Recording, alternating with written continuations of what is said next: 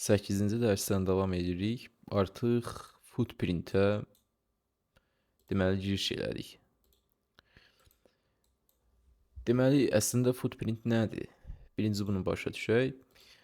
Footprint sadəcə çox, yəni romantikləşdirəcəyiniz, yəni hər yerdə görürsüz, ay nə bilim footprint, order flow, rəqəmlər, amma ki elə də sizin gözünüzə böyüdəcəyiniz bir şey deyil. Bir şeyi siz sonradan bilirsinizsə və yaxud da siz onu hələ də bilmirsinizsə, ilk dəfədən eşidəndə o sizin gözünüzə yaxşı görünür deyə, havalı görünür, sanki gerçəkmiş kimi görünür deyə, bu o demək deyil ki, o necə deyim, qızıl yumurtlayan toyuqdur. Çünki bu illərdir var, nə qədər müddətdir var. Hansı ki, bunun üstündə olan edclər və sair görün kimlər tərəfindən məlumdur. Böyük yəni AI-lar var, neyron şəbəkələr var ki, hansı ki, bir damcı belə əslində qiymətin olması gərəkən yerdə deyilsə və yaxud da olması gərəkən yerə getmək istəyirsə, bu onlar tərəfindən elə sürətlə detekt olunur ki, yəni ki, sadə footprint istifadə eləməyin özü kifayət deyil. Footprintin özü sadəcə olaraq anlayış qazandırmaq üçün, filtrləyici anlayış qazandırmaq üçün bəli kifayətdir.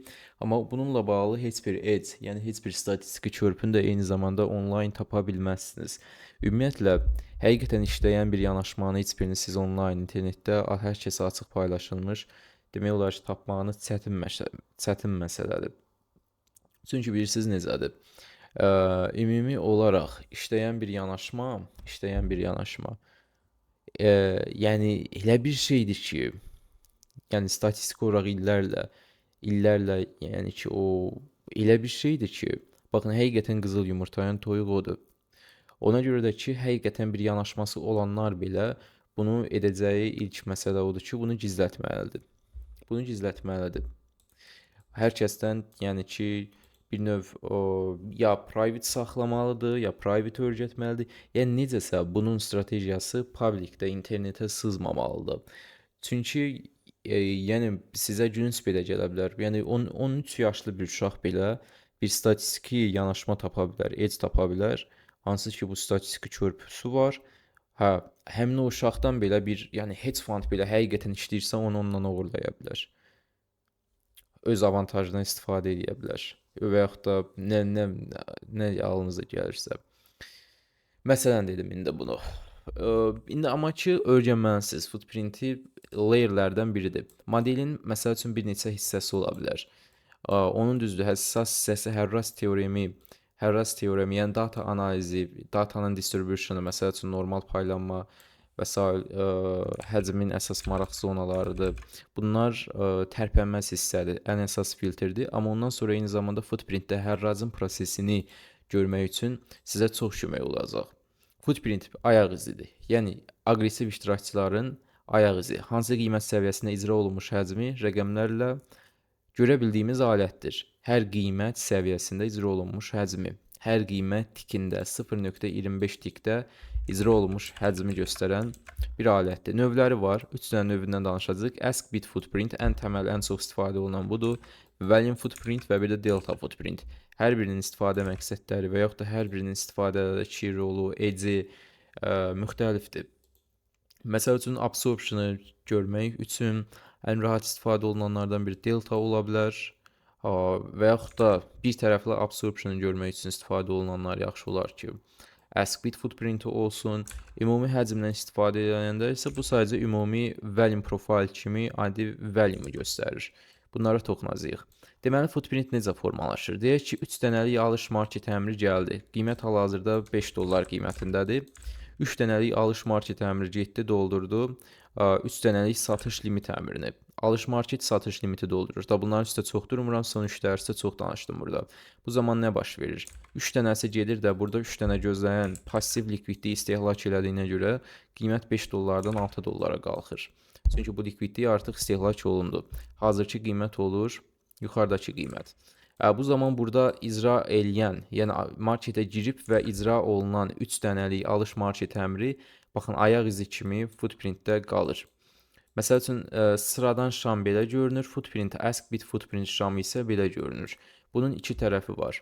Bir sağ tərəfi, bir də ki, sol tərəfi. Sağ tərəfi Aqressiv alıcıların icra olunmuş əmrlərini göstərir. Yəni hər qiymət səviyyəsi üçün həmin qiymət səviyyəsində toplam icra olunmuş, yəni gedib də satış limitlərini doldurmuş olan aqressiv alıcıların market əmrlərini göstərir. İcra olunmuş. Bunu heç nə dəyişə bilməz. Bir dəfə bu hissədə məsəl üçün icra olunmuş əmrlərin sayı çoxdursa, bunu gedib heç nə dəyişə bilməz. Buradakı bu o deməkdir ki, gedib də bir likvidlik istehlak edib, gedib də satış market, yəni daha doğrusu satış limit əmrlərini doldurub qarşı tərəfdə icra olunub və burada long pozisiyasına giriblər və yaxud da başqa bir yerdə hedging ediblər də, burada da sıra çıxıblar, longda qalmayıblar, directional olmayıblar. Hansı ki satış limit əmrlərini doldurub və sol tərəf isə aqressiv satıcıların icra olunmuş əmrlərini göstərir. Bu qırmızı görünən yer. Hansı ki alış limit əmrlərini doldurub. Yəni satış market əmrləri hər dəfəsində növbəti alış likvidliyini istehlak elədikcə qiymət aşağıya doğru hərəkət edir və qiymət hər dəfə aşağı doğru hərəkət etdikcə məsəl üçün yuxarıya yeni satış limit əmrləri də olur, aşağıya yeni alış limit əmrləri də olur. Qiymət hər dəfəsində yuxarı hərəkət etdikcə aşağıya yeni satış limitləri də olur, yuxarıya yeni alış limitləri də olur. Yəni daha doğrusu aşağıya alış limitləri də olur, yuxarıya satış limitlər. Beləcə likvidlik hər zaman yenilənir. Çünki marketdəki tək iştirakçı insanlar deyil. Algoritmlər daimi olaraq sürətli likvidlik verirlər, bağlayırlar, ləğv eləyirlər. Bu sürətlə baş verir. Yəni ki, belə footprint, bu ask bid footprinti sadəcə ondan ibarətdir ki, bu tərəfdə icra olunmuş alış market əmrləri var, bu tərəfdə icra olunmuş satış market əmrləri var. Hər biri hansı yerdə icra olunub bizə bunun datasını göstərir. Bəs bu sırf tək absolute datadırmı? Xeyr. Bu sadəcə görünən üzdəki datanı göstərir. Bir də görünməyən üz var ki, qiymətə dark poolda hərəkət verən məsələlər, onlar datasını gizləyir. Böyük əmrlər axın edir marketdə, böyük likvidlik var, amma onlar gizlənir. Siz depth of marketdə, məsələn, atasının və yaxud da Sierra chartın və yaxud da digər domuna baxaraq sadəcə, necə deyim, rəqəmsi şeylərlə qərar verə bilməzsiniz. Rəqəmsi order flow var, bir də ki, data ilə bağlı, hərracla bağlı order flow, yəni volume profile tam başqa bir yöndür, amma ki rəqəmsi, yəni footprintdir, domdur, depth of marketdir, cumulative deltadır. Bunlar order flow'un artıq necə deyim, quantitative order flow sayılır. Ümid edirəm ki, sadə dildə başa düşdünüz nə demək istədiyimi. Ola bilsin, çox adam qarışdıracaq yenə onları. Bunlar sadəcə görünən üzdəkidir. Yəni, eyni zamanda ola bilər ki, arxada burada o qədər böyük bir həcm icra olunub ki, biz bunu görmürük. Yəni, gizləyirlər. Onlar gizləyə bilirlər ölçülərini. Bu sadəcə bizə bunun burada neçə rəqəm yazdığı, neçə rəqəm yazmadığı, bizə burada bunlar maraqlı deyil. Bizə burada maraqlı deyil bunlar.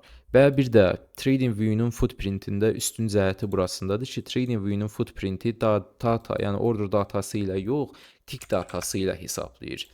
Hansı ki, məsəl üçün, digər platformalar order datası ilə hesablayır. Sadəcə həmin platformanın data feedi nə qədər order göstərə bilirsə, onun tutumunu göstərir. Amma ki, TradingView-nun data feedi tick datasına görə hesabladığı üçün, yəni onsuz da ki, dəqiq olmayan footprint datasını daha bariz təqribiləşdirilmiş göstərir. Yəni, absolute data verən bir platforma yoxdur. Data feedlər haqqında danışacağım irəlidə. Bu haqda dərs var. Məsələn, bu hissəyə baxın. Data feed provider Rhythmic'dir. Məsəl üçün, DXFeed'dir və s. Bu hissədəki olanlar, məsəl üçün, əsas features üçün data verənlərdir. Sonra növbəti olaraq, gəl bir dənə indi burada bir daha göstərim.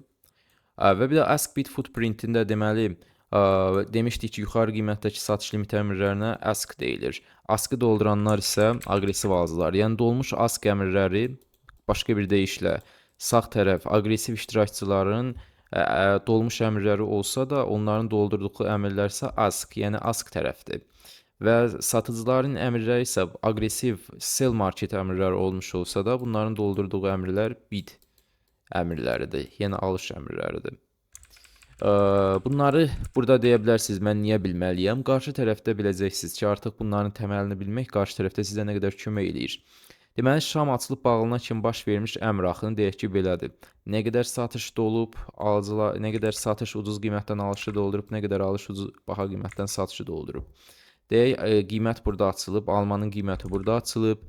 Birinci 8 dollar olub, sonra 9-a qədər qalxıb, sonra gəlib də düşüb 3-lərə, sonra da gəlib də məsələn buralarda bağlanıb.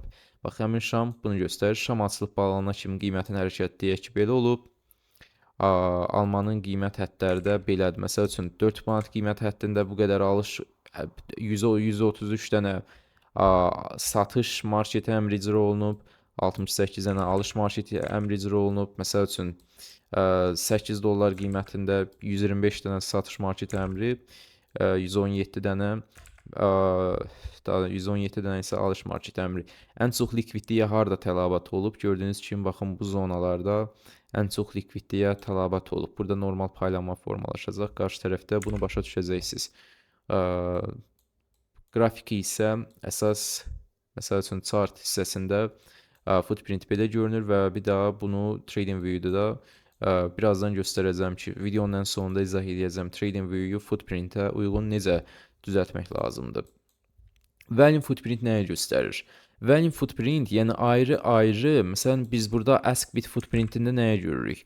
Ayrılıqda satış, ayrılıqda alış. Value footprintdə isə icra olunmuş toplam həcmi rəqəmlə göstərir.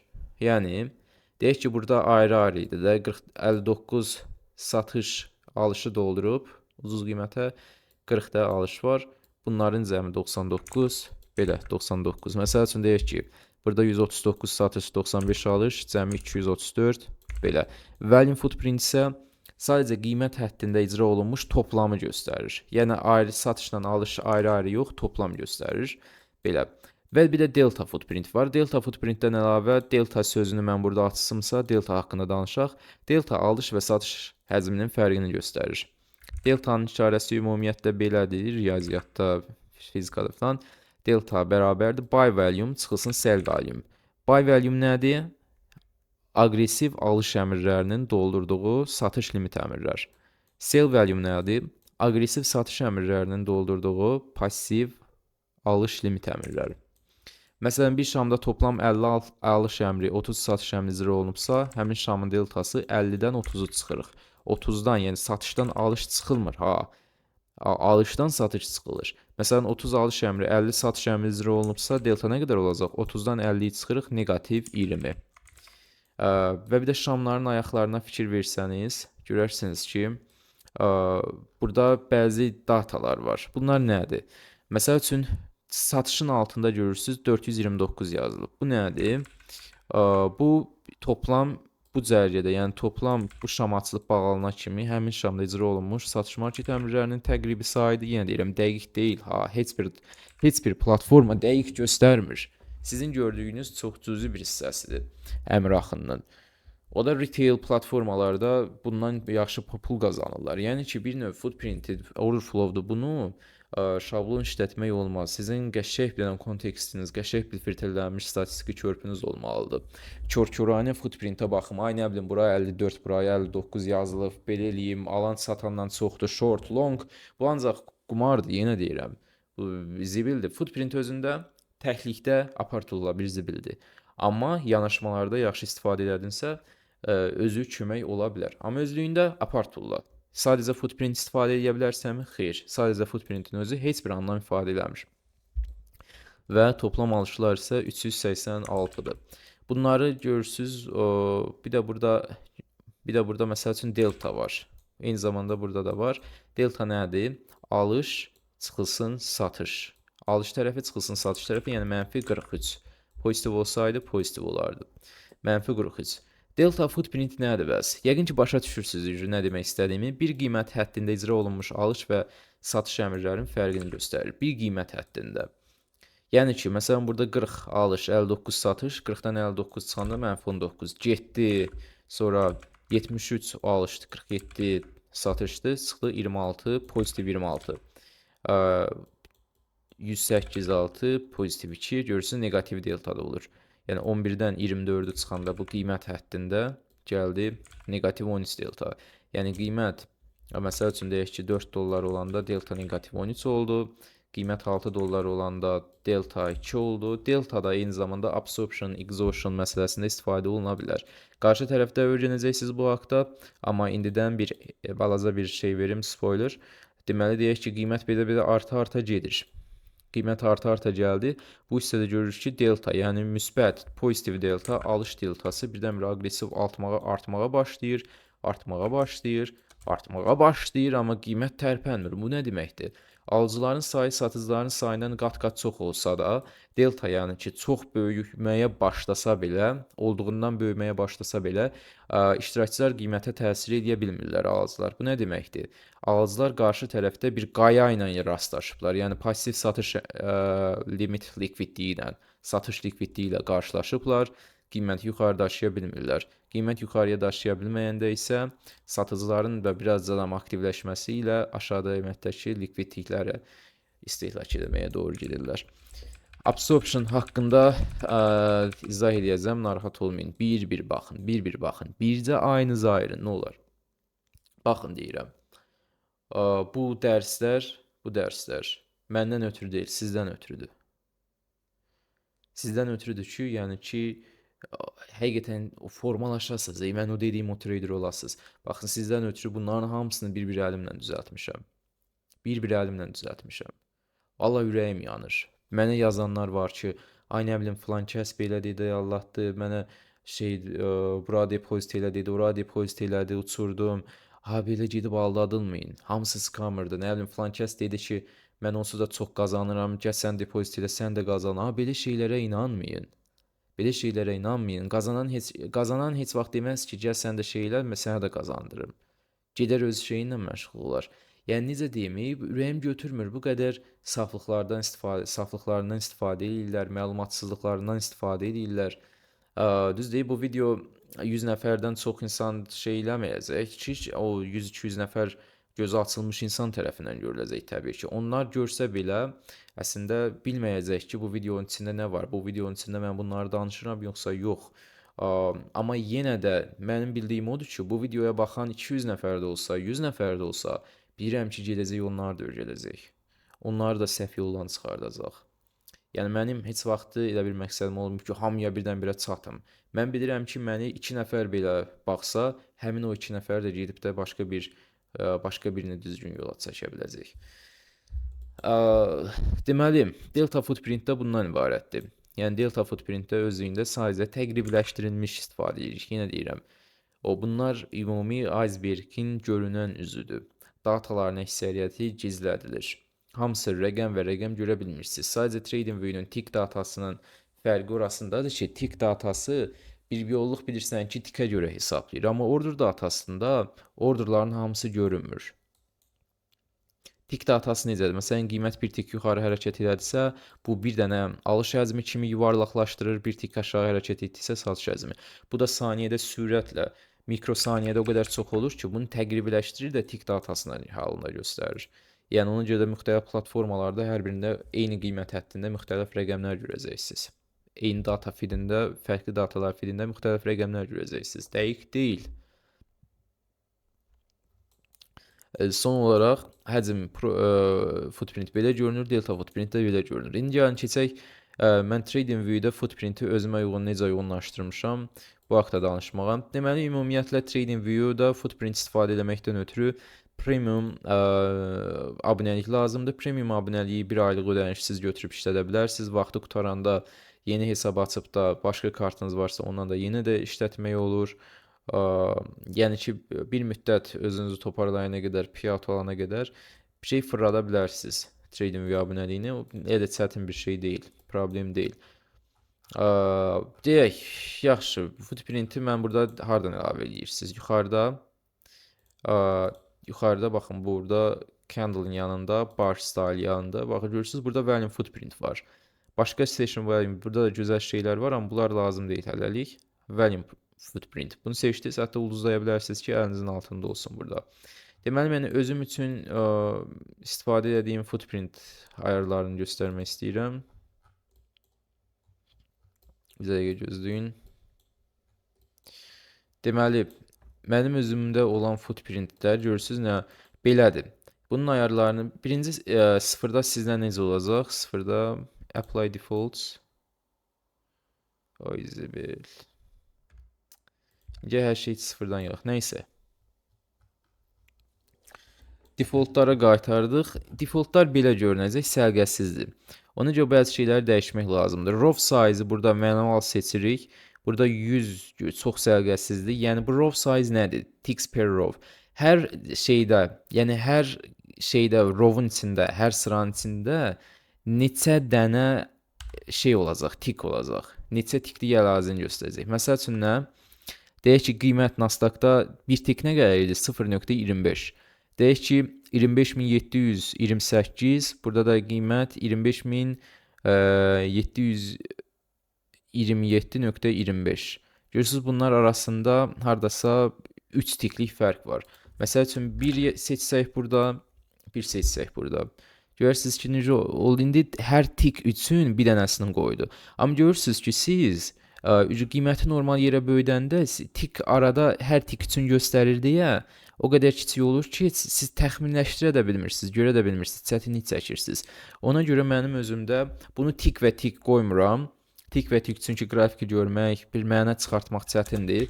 Bunu 3 tik, yəni hər zərgə üçün 3 tiklik bölgəni göstərsin deyə qoyuram. Belə daha idealdır, daha idealdır ki, mən qərar verə bilim. Mənə burada neçə rəqəm yazıldığı maraqlı deyil. Bu sonra burada displaydə cluster yox, burada profile seçin. Çünki insan gözü üçün profil daha yaxşıdır. Harda daha çox alış var, harda daha çox satış var, harda daha az aktivlik var, bunları təqribləşdirib göstərsin. Yəni bir də ki, söz-söhbət yazılır ki, TradingView-nun footprinti səhvdir, filanı düzdür, o birisi düzdür. Yenə deyirəm, hesablamalar fərqlidir və 90%, 95% və hətta 100% üst-üstə düşür. Səhv deyə bir şey yoxdur. Səhv əksinə qalsa, tik datası, deyərdim ki, order datasından yuvarlaqlaşdırmada daha realistikdir. Çünki bilirsən ki, yenə tik-tikdir də, yəni tik hərəkət elədi, bir yuxarı, bir aşağı hərəkət edir, bilirsən ki, bu konkretdir, bu oldu. Amma ordera çatanda bilmək olmur ki, hər data feed nə qədər order göstərəcək sənə, nə qədərini gizlədəcək. Çünki böyüklər heç vaxt istəmir ki, öz əmrləri görünsün. Əksəriyyəti istəmir ki, görünsün. Bunlar tik datasıdır və tik datası gizlədilə bilməyən bir şeydir. Çünki qiymət bir tik yuxarı hərəkət etdisə, bunu gizlədə bilməzsən platformadan. Algoritm bunu tuta bilir. Amma orada biri bir əmr verdi yuxarı, alış-satış əmrləri verdi, bir dənə hedge fund və yaxud da bir dənə market maker. Orada deyək ki, hedging elədi. Onun əmrini sən burada görəmirsən. O dark poolda gizlədir onu. Amma tiki gizlədə bilməzsən. Əmri gizlədə bilərlər. Tiki gizlədə bilməzlər. Məsəl üçün, almanın qiyməti 5 manatdan 6 manata qalxdı. Bunu gizlədə bilərlərmi? Yox. Bu dəqiq bilirsən ki, bir tik qalxdı. Bir tik burada qalxış oldu. Amma ki, nəyi gizlədə bilərlər? Filan kəs nə qədər alma aldı, filan kəs nə qədər alma satdı. Bunun bəli, böyük bir qismini gizlədə bilərlər. Amma tiki gizlədə bilməzlər. Sonra gəlin, bu belə. Yəni, mən profil halına salıram ki, belə daha rahat. Yəni mənə hər yerdə footprint lazım deyil. Mən footprintə girib də bunu böyüdüb də burada çöpləmirəm footprinti. Ay bura belə getdi. Ay bura belə getdi. Yəni mən footprintə konkret lazım olan yerdə baxıram. Yəni hər yerdə baxmaq olmaz. Gəl qrafik ayarlarını biraz daha dəyişək, səliqəyə salaq. Burada electronic trading hours var. Bunu sıfıra çəkir ki, mavi yerlər içsin. Ondan sonra deməli canvas hissəsinə girirəm. Background solid, burada başqa bir rəng əlavə eləməliyəm. Bu rəng yox, pisdir, 0A, 0A, 0A. Mənim əsas orijinal xoşladığım qara odur. Grid lines, bunların hamısını yenə non seçirəm. Grid lines ehtiyac yoxdur. Все, qutardı, belə. Artıq mənim, məsəl üçün, footprint mənim üçün belə ask bit olaraq göstərir. Delta xoşdan, məsəl üçün, hər birini yenə deyirəm. Eci fərqli ola bilər. Məsələn, necə dəyişirsiniz? Yəni ask bit footprint budur. Delta footprintə çevirəndə, baxın, belə olur. Delta footprintdə tək tərəfə salır. Tək tərəfdə, məsəl üçün, harda satış deltaları, məsəl üçün, absorption görmək üçün istifadə oluna bilər. Deyək ki, bir yerdə alış deltaları birdən-birə artır, qiymətə təsir edə bilmirlər. Yəni, absorptiona gələcək, narahat olmayın. Məsəl üçün, burada satış deltaları çoxdur, amma burada satış deltası çox olmağına rəğmən volume impact, yəni volume impact deyilən bir şey var qiymətə. Aşağı çox da təsir eləyə bilmir. Burada eyni zamanda daha da çoxdur deltalar, qədər təsir eləyə bilmir. Məsəl üçün, burada nisbətən çoxdur. Amma bunu mən belə delta footprintdən görməyimə ehtiyac yoxdur. Mənə lazım olan yerdə mən onsuz da görürəm. Bir də ki volume, bir də total. Yəni volume footprinti isə totala baxırsınız. Totalda isə bir növ deep print də deyilir bəzən buna. Bu dəfə sadəcə şeyə göstərir. Yəni sanki hər qiyməti, hər şamın volume profili kimi başa düşün. Hər şamın həcm profili. Bəzi yerlərdə həcm çox icra olunub, bəzi yerlərdə az icra olunub. Volume profili ilə bağlı daha dərin dərslər irəlidə bu haqda danışacağıq. Amma sanki bu footprinti, yəni volume footprinti hər şamın bir profili kimi başa düşün. Hər şamın profilində bəzi yerlərdə aktivlik çoxdur, daha çox icra olunub, bəzi yerlərdə daha az icra olunub. Və fikir versəniz, hamısında sanki dağ, tərə, təpə kimi görünür. Yəni bir yerdən başlayır, piramida kimi bir yerdən azalır. Buna data analizində bir növ biz deyəcəyik normal paylanma. Qiymətin bir təbiəti var ki, bütün həyatın qanunu elədir ki, bir dənə populyasiya götürsək, o populyasiyanın hansısa bir dəyərini ölçsək, görərik ki, orada adətən normal paylanma baş verir və birdən-birə normal paylanma olmasa belə ən azından 2 qat və yaxud da 2 dənə normal paylanma baş verir. Yəni rəngləri də istədiyiniz kimi dəyişə bilərsiniz, amma məsləhət görmürəm. Onsuz da ki, yəni bu rənglər daha az icra olunan yer, daha çox icra olunan yer, bunlar yaxşıdır. Bunlar yaxşıdır. Burada nəyə başqa bağlamalısınız? Deməli, burada bunu bağlaya bilərsiniz. Buna POC, buna ehtiyac yoxdur. Belə daha təmizdir. Qala da bilər, əslində o qədər də çox belə bir fərq eləmir, amma bağlayın. Summary info nədir? Hər şamı kifayət qədər böyütsəz, görərsiniz ki, altında delta ilə total yazılıb. Burada bunu bağlayanda görürsünüz ki, onlar itir. Onların orada olması və yaxud da itməsi o qədər də böyük məna ifadə eləmir. Yenə deyirəm, burada rəqəmlər göstərir sadəcə. Sizin üçün də rəqəm o da böyük məna ifadə eləməməlidir. Sadəcə zona ərzində bir zonadakı maraq ifadə elədi. Mənanı bu kifayətdir. Summary info qalsa da qalması da bir böyük fərqi yoxdur. Imbalance-dakı bunlar qalsın, dəyişməyin, qalan heç nə, hər şey qalsın. Bunlar belə. Tiki istəsəniz, bunlar yenə çox balaca gəldisə, 3 tikdən 5 tikə keçirə bilərsiniz. Onda görərsiniz ki, biraz hər sırada, yəni deyək ki, bunun bir dənə yerin, bir dənə qutunun içində 5 tiklik yeri göstərəcək. Məsələn, 5 dənə 0,25, 1,25. Baxın, bura 1,25 yazılıb. Yəni 5 tiklik. Məsəl üçün bir point neçə tikdir? 4. Məsələn, 4 seçsək, bir qiymət həddini göstərəcək. Yəni, məsəl üçün deyək ki, bu qiymət həddi ilə bu qiymət həddi arasında baxsanız nə qədər fərq var? 25.690, 25.668. Çünki bir point hərəkət 4 dənə tikə bərabərdir və biz də burada bir cərgə üçün 4 tik seçəndə bir pointli hərəkət deməkdir. Mən 3 tik seçirəm, mənim üçün 3 tik yaxşıdır, daha dəqiqdir. Məsələn, 1 tik seçsəniz çox daha dəqiqdir, amma ki, siz bundan anlam çıxarmağınız çətin olacaq. Sizin üçün bunu belə kiçildəndə qrafikdə biraz itir. O cərgələr itir. Onları görmək çətinləşir. Amma 3 seçəndə nisbətən daha şey olur, bariz olur, daha yaxşı. Voyativlik çox olan vaxtlarda daha təmiz olur. Qərar verməyinizdə nədəsə daha da çox kömək olur. Belə footprintə giriş mövzusundan bu qədər. İstifadəsi haqqında çox da şey eləmədim. Bəzi hintlər verdim. Dərslər irəlilədikcə, sonlara getdikcə daha yaxşı başa düşəcəksiniz. Belə bu dərsdən bu qədər. Növbəti dərslərdə görüşənədək.